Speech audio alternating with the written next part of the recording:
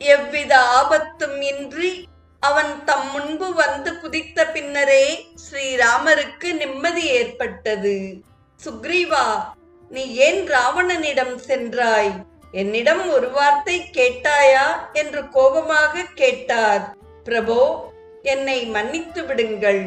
ஆணவத்தோடு அவன் நிற்பதை கண்டதும் என் உள்ளம் கொதித்தெழுந்தது. அவனை ஏதாகிலும் செய்தால்தான் என் மனம் அமைதியுறும் போலிருந்தது. அதனால் தான் கிளம்பிவிட்டேன் என்றான் சுக்ரீவன்.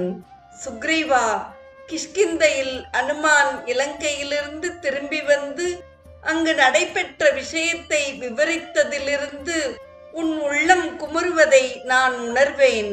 உன்னை நான் அனுப்பாதது உனக்கு பராக்கிரமம் இல்லை என்றோ, காரியத்தை முடித்து திரும்புவதில் அவநம்பிக்கை கொண்டோ இல்லை.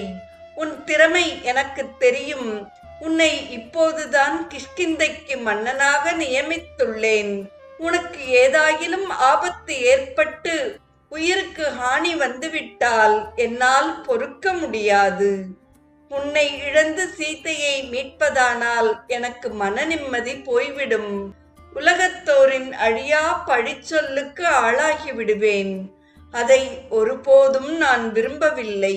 அதன் காரணமாகவே உன்னை என் அருகிலேயே நிறுத்திக் கொண்டிருக்கிறேன் என்றார் ஸ்ரீராமன். சுக்ரீவனுடைய நெஞ்சம் தழுதழுத்தது. கண்கள் நீரை கொட்ட அவருடைய பாதங்களில் விழுந்து வணங்கினான். பிரபோ, தங்கள் கருணை உள்ளத்தை நான்